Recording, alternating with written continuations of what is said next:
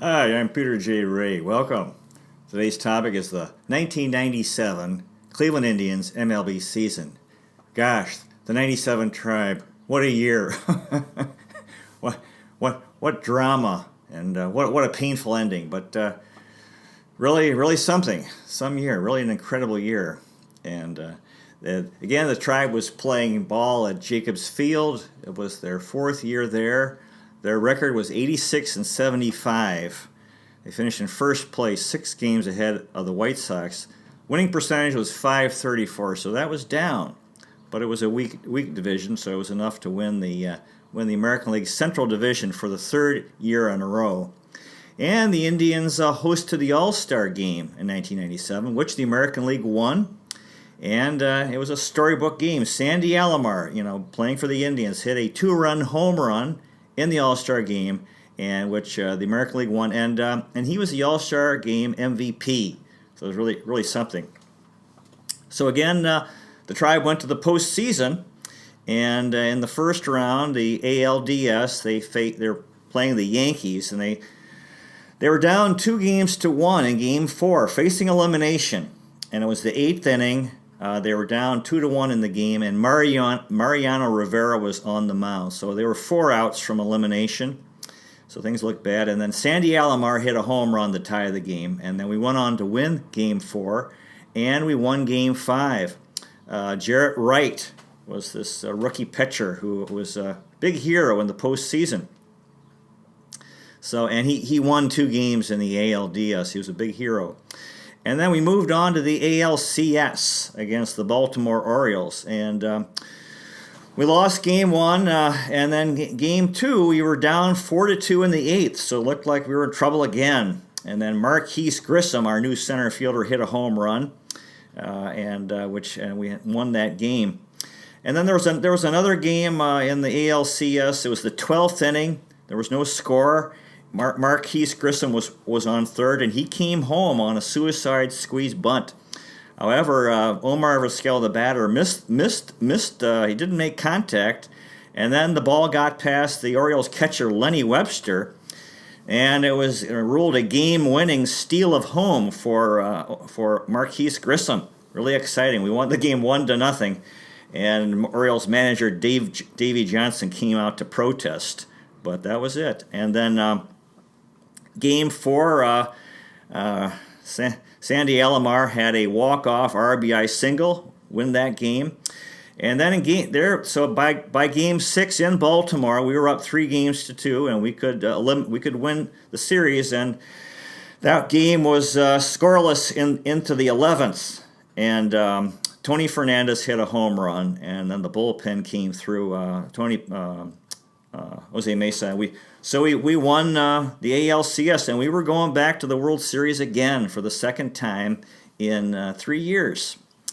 And the World Series, we started off in Miami, sunny, warm Miami, Florida. We're playing the Florida Marlins, and we got a split in Miami, then came home to Cleveland for 3 games. And there was winter conditions in Cleveland, very cold and snow.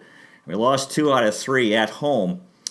So that meant we were facing elimination, and we went back to Miami and won Game 6. Chad OJ came through. He had 2 wins in the World Series.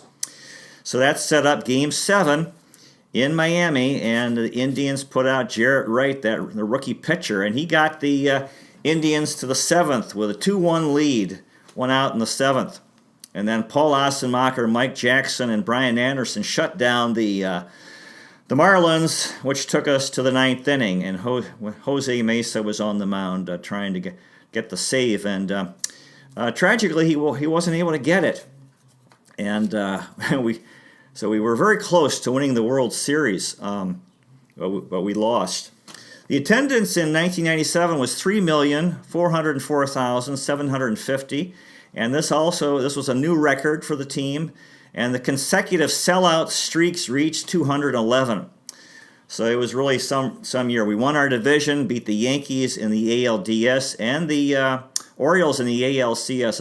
I was in the Philippines spent 20 years in the Philippines, and I was there at this time, and got a letter from my father. He wrote that the Indians came within a whisker of winning the World Series, which I thought was such a nice attitude. Every so often, Sandy Alomar receives a phone call from a friend and telling him that the 1997 World Series Game 7 is on television, and he will not watch it. And he tells them, quote, "Let me know when it's on, when the ending changes." After losing Game 7, Indians manager Mike Hargrove said this, quote, he talked to the players and he said this, quote, "I told them to be proud of themselves. They're a good ball club, that they played a good series, and they had a very good postseason, and there's no reason for them to feel ashamed or sad or anything. Feel the loss, but don't feel bad about who they are and where they've come from and where they've gone. They should feel proud of themselves. I told them to keep their heads high because they were champions. They were winners." One of the sad things is Tony Fernandez, who was a Gold Glove shortstop in the 11th inning, he made an error on a routine play, and he hit .471 in the World Series, and he actually had driven in the 2 runs that we had in Game 7. So there we were in the 11th inning, Charlie Nagy on the mound. The thing is, I was in the Philippines. The game was played in the morning, and I knew the game was on, and I believed they would win. And I was expecting a phone call from my brother or my father around noon Manila, and they never called, and I was kind of surprised. So anyway, the game was on tape delayed broadcast, and I watched it on TV in Manila, and then the 11th inning, Charlie Nagy on the mound, Edgar Renteria at the plate, bases loaded, Craig Counsell at third, and a ball hit up the middle, tipped Nagy's glove, went into center, and then Counsell scored the winning run, and Renteria had the World Series winning RBI. So that was it. Painful, very, very painful. And I remember waking up in the middle of the night, seeing that hit up off Nagy's glove, and the game-winning RBI for the Marlins. Game 7 started on Mike Hargrove's birthday, his 48th birthday, so that seemed like a good omen because of 1948. However, it ended after midnight. I remember the announcer said, "It's no longer Mike Hargrove's birthday." Hargrove says he still hasn't gotten over it, that it was so painful to be so close to winning a World Series and not winning, to have the lead in the 9th in Game 7. Now, it was painful, but I try to see the good in everything in life, and the good that came out of it, Livan Hernandez, I believe, was the World Series MVP, and I saw the victory as that for the Cuban Americans of South Florida. Cuba was an American territory, and Cubans are tremendous baseball players, and that's their national game, national sport. And since the early 1960s, 1959, the Cubans have been under a communist dictatorship of Fidel Castro, and large numbers left the country, left that tyranny, moved to South Florida. And then they couldn't even go back to Florida. They were separated from their families. A lot of suffering for the Cuban-American people. Louis Tiant, who pitched for the Indians in the 60s, he was separated from his family. So the Cuban-American people of South Florida really suffered, and so this was a victory for them. And Livan Hernandez was actually an exile from Cuba, and he was the MVP. So that's my way of seeing something good coming out of the painful experience for Cleveland. So anyway, the coaching staff, Johnny Gorel was back as a coach. Also, Charlie Manuel, really good guy. Dave Nelson, who helped Kenny Lofton a lot in stealing bases. Jeff Newman was back. Mark Wiley, tremendous pitching coach. Dan Williams, the bullpen catcher, and Louis Isaac, who was a good guy, had that famous mustache. And, of course, Mike Hargrove, our manager. 1997 was Herb Score's last year broadcasting Indians games on the radio. So his last game as a radio announcer was Game 7 of the World Series, and it was too bad that. But anyway, he's a good guy, and that was so he was entering his very deserved retirement, and of course his partner was Tom Hamilton, who up till today is the Indians' radio guy and has the famous Love his famous saying, "At the corner of Carnegie and Ontario." Now, Albert Bell was gone. He signed with the White Sox in the offseason for $55 million over 5 years, and for a time he was the highest player in MLB. And so that was a big loss for the team offensively, although to me I think actually it was okay because he had such a bad attitude, and I think he really hurt the morale of the team. So his departure, was hard for on the offense, but yeah, I think he was a mixed bag, and I think you wonder if we were better off without him. And he's still, a very troubled guy. God bless Albert Bell. Kenny Lofton was traded on March 27, 1997. He was also gone. Traded with Alan Embry to the Braves for Marquise Grissom and David Justice. Marquise Grissom, who had made the final putout in the 1995 World Series, and David Justice, who hit the World Series winning home run in Game 6. So Kenny Lofton was gone. And so 5 of the guys from the lineup in 95 were all gone. Paul Sorrento, Carlos Berga, Eddie Murray, Albert Bell, and Kenny Lofton. So it was amazing how 5 were gone. Now in the field, Brian Giles was our new left fielder. Hit .268, 17 home runs, 61 RBIs, 13 stolen bases. Good year for Brian Giles. He had a fine career. Marquise Grissom was our new center fielder. Hit .262, 12 home runs, 66 RBIs, 22 stolen bases. He just played for us that 1 year. Grissom was from Atlanta, Georgia. Played for the Expos, Braves, Tribe in 97, and then the Brewers, Dodgers, and Giants between 1989 and 2005. For his career, he hit .272 with 227 home runs. It's a lot. 967 RBIs, 429 stolen bases. This guy could run. 2-time All-Star, won the World Series with the 1995 Braves, and he was the ALCS MVP for the Indians in 1997. Won 4 Gold Gloves. He was the National League stolen base leader in 1991 and 1992. He was the second youngest of 16 children. Wow. In 1991, he made the final putout in Dennis Martinez' perfect game. And he was Atlanta born and won a World Series for Atlanta. Caught that final out off the bat of Carlos Baerga. He retired in 2006. He knew it was time because he said it took more time to prepare for a game than actually play a game. In his retirement, he has been a youth baseball coach. He coached the Nationals in 2009. Grissom bought a house for his parents and each of his 14 siblings. The Marquise Grissom Baseball Association is to help underprivileged youths in Atlanta play baseball. And then we got him in the trade from the Braves with David Justice for Kenny Lofton and Alan Embry. Okay, Marquise Grissom, good guy.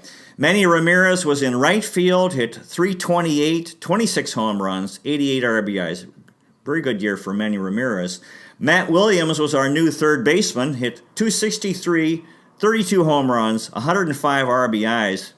Very good year. Williams was from Bishop, California, third baseman, played for the Giants, Tribe just 1 year, and the Diamondbacks between 1987 and 2003. For his career, he had .268, had 378 home runs. Wow. 1,218 RBIs, a 5-time All-Star, won a World Series with the Diamondbacks in 2001, 4 Gold Gloves. He managed the Nationals 2014 and 2015, and was the 2014 National League Manager of the Year. They called him Matt the Bat and the Big Marine. He's currently the third base coach for the A's. He played in the World Series for the Giants in '89, the Tribe in '97, and of course won with the Diamondbacks in '01. He's the only player to hit home runs in 3 World Series with 3 different teams. In 1994, he hit 43 home runs, and in 110 games, he was on pace to break Roger Maris's record, except the baseball strike came and didn't give him a chance. So anyway, yeah, he was. We got him in a trade from the Giants for Julian Taveras, Joe Roa, Jeff Kent, and Jose Vizcaíno. And we got him along with Trinidad Hubbard in the offseason. So we actually gave up a lot to pick him up. He was a good guy, Matt Williams. Omar Vizquel was back at short, hit 280, 5 home runs, 49 RBIs, 43 stolen bases. So he was really helping. Wonderful having a stolen base guy. Tony Fernandez was a new second baseman, hit 286, 11 home runs, 44 RBIs, 6 stolen bases, and we picked him up as a free agent. Fernandez was from San Pedro de Macorís, Dominican Republic, played for the Blue Jays, Padres, Mets, Reds, Yankees, Tribe in 1997, and the Seibu Lions in Japan, and the Brewers from 1983 to 2001. 5-time All-Star, won a World Series with the 93 Blue Jays, won 4 Gold Gloves. For his career, he hit 288, 94 home runs, 844 RBIs, 2,276 hits. And he was a tremendous defensive player. And shortstop for the 1993 World Series, he had 9 RBIs. And, of course, in the 1997 ALCS, he had that big game-winning home run against the Orioles. He's in the 2016 Ontario Sports Hall of Fame. That was too bad. He's had to live with making that error in the 11th inning, which actually would have been a double, gotten him out of the inning. But anyway, these things happen, and it was a routine play. Jim Thome was at first, hit 286, 40 home runs. Wow, 102 RBIs, made the All-Star team. Tome's birthday is August 27th, and on that year, the players wore their socks up, exposing the Red Sox, and they won that game. They went on a winning streak, and they kept the socks up the rest of the year. Even the fans were doing that in the playoffs and World Series. Jim Thome. Sandy Alomar was our catcher, hit 324, had his best year, 21 home runs, 83 RBIs. Made the All-Star team, was the man of the year for the Indians, and won the Gordon Cobbledick Golden Tomahawk Award, and he had a 30-game hitting streak. Really something. And that was his best year. Sandy Alomar Jr., tremendous year. David Justice was our new DH, hit 329, 33 home runs, 101 RBIs, and made the All-Star team. Justice was from Cincinnati, Ohio. Outfielder for the Braves, Tribe, Yankees, and A's between 1989 and 2002. For his career, he hit 279 with 305 home runs. Wow, 1,017 RBIs, 3-time All-Star, won a World Series with the 95 Braves and the 2000 Yankees. He was the 1990 National League Rookie of the Year. In 1995 World Series, he had the game-winning home run in that 1-0 game, won the series. And in 1996, he swung at a pitch and missed and had a season-ending shoulder separation. He was the 2000 ALCS MVP for the Yankees. In 1994, People magazine voted him as one of the 50 most beautiful people. 2007 Braves Hall of Fame. He's been an ESPN TV guy. In 1992, he appeared in the TV show The Young and the Restless. His former wife was actress Halle Berry. And we picked him up with Marquise Grissom in the trade with the Braves for Kenny Lofton. David Justice. Good year. Julio Franco. Now our bench players, we had Julio Franco, hit 284, 3 home runs, 25 RBIs, 8 stolen bases in 78 games. Good year for Julio Franco. Kevin Seitzer hit 268, 2 home runs, 24 RBIs in 64 games. Pat Borders was a new guy, hit 296, 4 home runs, 15 RBIs in 55 games. He was a free agent pickup. Borders was from Columbus, Ohio, a catcher, played for the Blue Jays, Royals, Astros, Cardinals, Angels, White Sox, Tribe, Mariners, and Twins between 1988 and 2005. For his career, he had 253, 69 home runs, 346 RBIs, won 2 World Series with the Blue Jays in 1992 and 1993, and he was the 1992 World Series MVP. He played on the 2000 gold medal winning U.S. baseball team in the Olympics, and he grew up in Lake Wales, Florida, where he currently resides. 1990, he caught Dave Steve's no-hitter. He's currently a Phillies minor league manager, Pat Borders. Jeff Branson was another new guy. He had 264, 2 home runs, 7 RBIs in 29 games. Branson was from Waynesboro, Mississippi. He was an infielder, played for the Reds, Tribe, and Dodgers between 1992 and 2001. Hit 246 with 34 home runs, 156 RBIs in his career.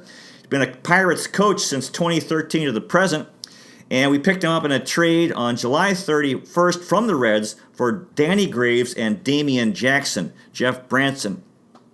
Bip Roberts was another new player, hit .271, 3 home runs, 8 RBIs, 3 stolen bases in 23 games. Roberts was from Berkeley, California, second baseman, left fielder, played for the Padres, Reds, Royals, Tribe, Tigers, A's between 1986 and 1998. For his career, he had .294, 30 home runs, 352 RBIs, 264 stolen bases. Very good. 1992 All-Star, and in the 1997 Tribe postseason, he played a lot. He's currently an A's TV guy. Since 2008, he's coached the Skyline High School in Oakland, California, their baseball team, and we picked him up in a trade on August 31st from the Royals. Bip Roberts. Chad Curtis was another new guy, hit .207, 3 home runs, 5 RBIs, 22 games. Free agent pickup. Curtis was from Marion, Indiana, outfielder for the Angels, Tigers, Dodgers, and Tribe in 1997, and the Yankees and Rangers. His career lasted from 1992 to 2001. He won World Series titles with the Yankees in 1998 and 1999. For his career, he hit .264, 101 home runs, 461 RBIs. Since in 2013, he was convicted of sexual assault, and he's currently serving 7 to 15 years in prison. In 1993, he had a conflict with Angels coach Rod Carew, who called him uncoachable. In May of 97, he had a fight with Kevin Mitchell in the clubhouse. They had a conflict regarding rap song lyrics on the radio. He got hurt and was on the disabled list for 15 days. In the 1999 World Series, in Game 3, he had a walk-off home run. So he was a hero for the Yankees. With the Yankees, he was known, quote, more for his aggressive proselytizing and more moral reprobation than anything he did on the field. So anyway, God bless Chad Curtis. Hope he's doing okay. We picked him up in a trade from the Yankees. He traded him to the Yankees for David Weathers. So Chad Curtis. Kevin Mitchell was another new player, hit .153, 4 home runs, 11 RBIs, 1 stolen base in 20 games. He was another free agent pickup. Mitchell was from San Diego, California, left fielder, played for the Mets, Padres, Giants, Mariners, Reds, Fukuoka Day Hawks in Japan, the Red Sox, Tribe, and Angels between 1984 and 1998. For his career, he hit .284, 234 home runs, 760 RBIs, 2-time All-Star. He won a World Series with the Mets in 1986. Growing up, he was in street gangs in San Diego. His stepbrother was killed in a gang fight. He had a tough growing up. He was a 1989 National League MVP. He had some unusual injuries, strained muscle from vomiting, and one time he ate a frozen chocolate donut, which he had microwaved too long, which had hardened and broke his tooth, which led to root canal, and then he got a gold tooth. Interesting fellow. Kevin Mitchell. Jeff Manto was back. Hit .267, 2 home runs, 7 RBIs in 16 games. We picked him up in a trade from the Blue Jays for Ryan Thompson. Casey Candaele hit .308, 0 home runs, 4 RBIs, 1 stolen base in 14 games. Bruce Avon was a new guy. He hit .211, 0 home runs, 2 RBIs in 13 games. Avon was from Orange, Texas, an outfielder, played for the Tribe, Marlins, Pirates, and Dodgers between 1997 and 2001. For his career, he had .273, 20 home runs, 103 RBIs, and he's currently the baseball coach at the American Heritage School in Plantation, Florida. Bruce Avon. Damian Jackson hit .111, 0 home runs, 0 RBIs, 1 stolen base, 8 games, and on July 31st, he was traded to the Reds. Trinidad Hubbard was a new player, hit .250, 0 home runs, 0 RBIs, 2 stolen bases in 7 games.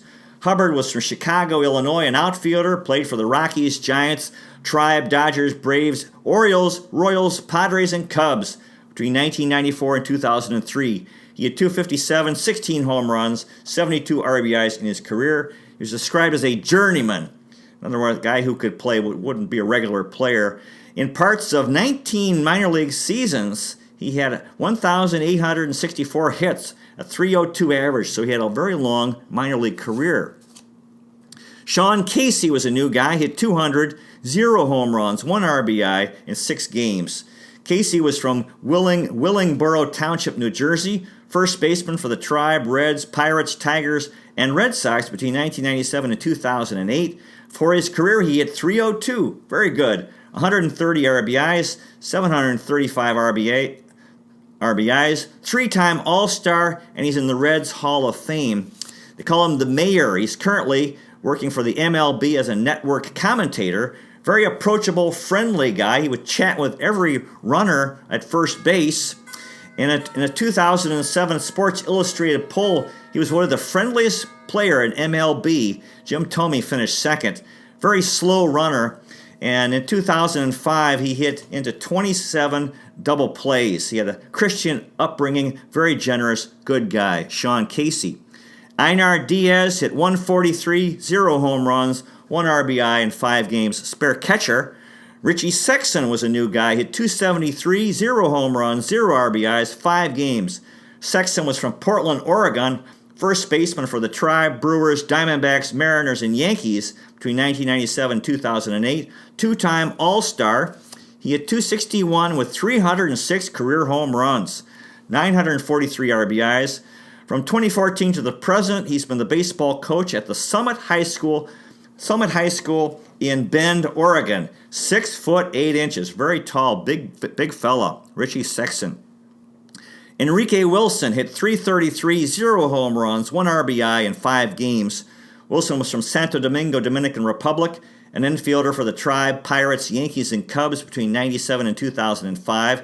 Hit .244, 22 home runs, 41 RBIs, and he had a .440 average against Pedro Martinez.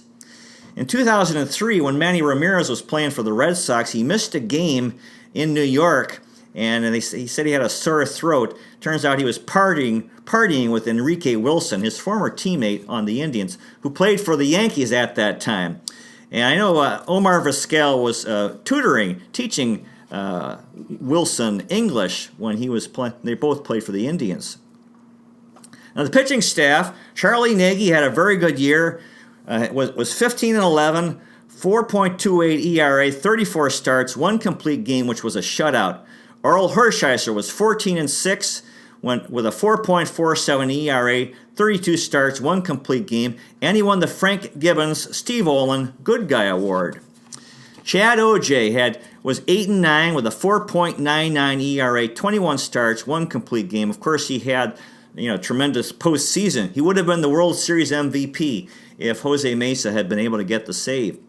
Bartolo Colon broke into the big leagues, was 4-7 with a 5.65 ERA, 17 starts, 1 complete game.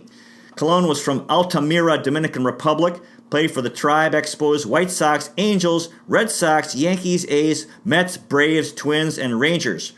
And he's currently playing with the Rangers right now. He's 44. His career record is 241 games, 177 losses, 4.04 ERA, 2,483 strikeouts. They call him Big Sexy.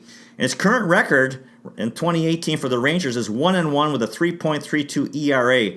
4-time All-Star, won the Cy Young Award in 2005.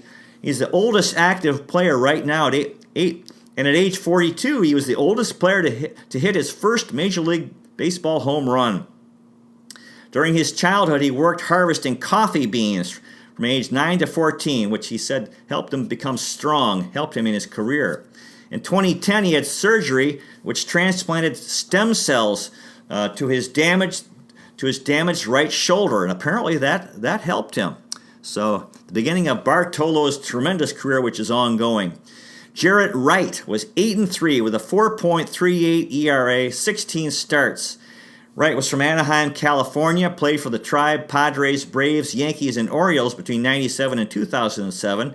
He was 68-60 with a 5.09 ERA, 694 strikeouts. He's the son of Clyde Wright, who pitched in the 1970s for the California Angels.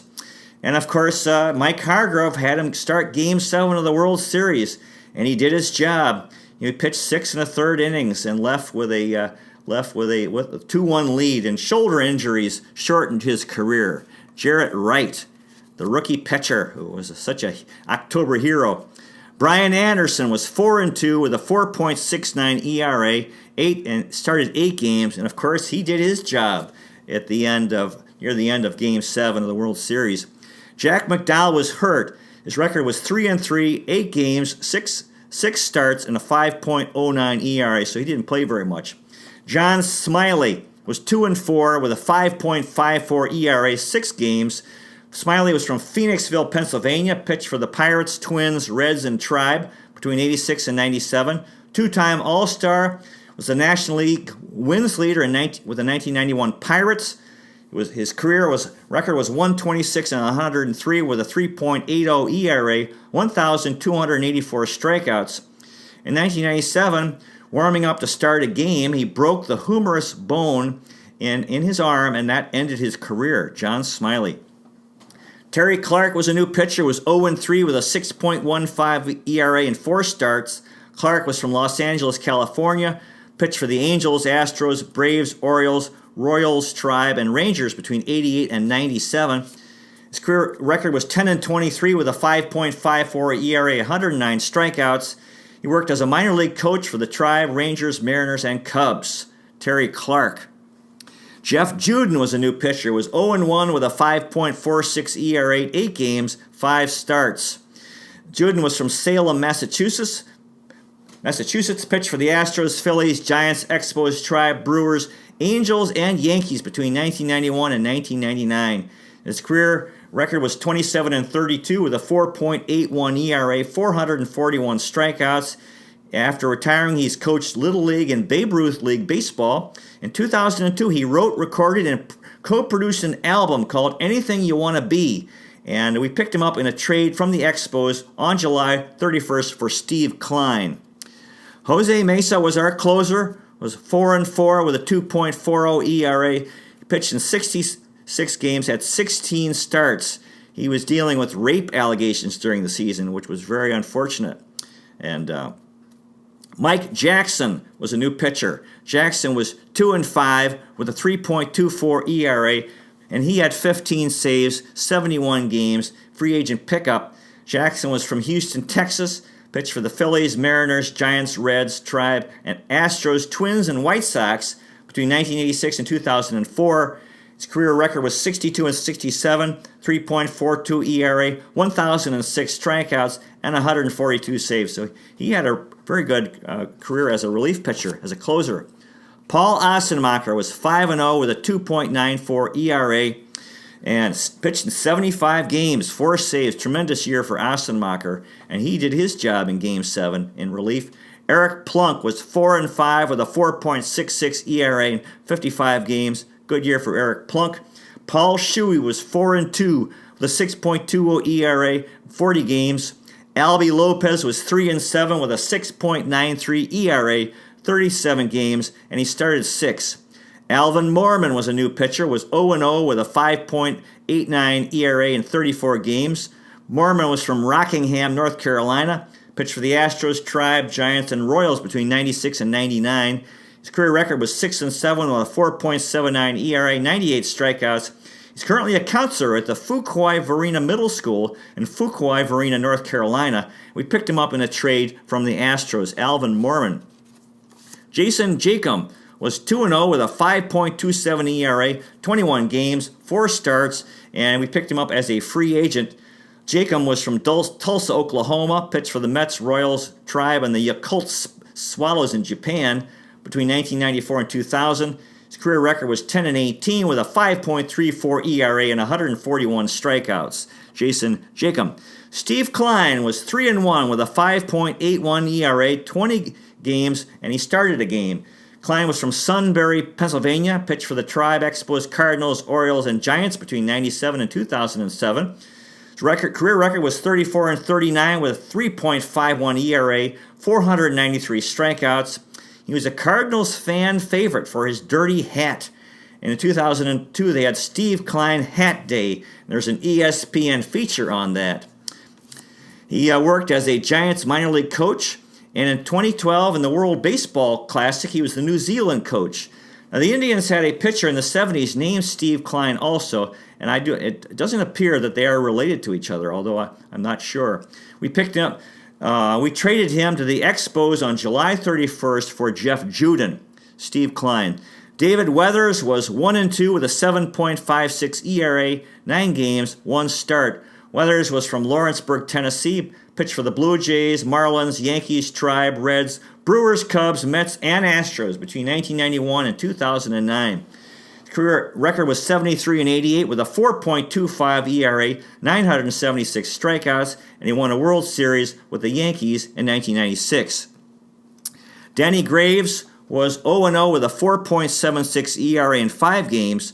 On July 31st, he was traded with Damian Jackson to the Reds for Jeff Branson and John Smiley. The 1997 Cleveland Indians, wow, what a year. God bless those fellows who played for the Tribe. And really, you got to give them credit for what they achieved. They won the American League Central, and they won the ALDS and the ALCS, and made it to the World Series to Game 7. So it's really something. They really gave us an amazing year. God bless everyone else associated with the team and the fans. Captains of the Cuyahoga, lovers of Lake Erie, Terminal Tower Power, fans of the Free Stamp statue, Tribe Browns and Cavs rule, Cleveland, City of Champions. It's been 70 years since 1948. This is our year. Good luck to the Cavs in the East Finals. Thank you so much for watching. God bless you. Take care, and I'll see you next time.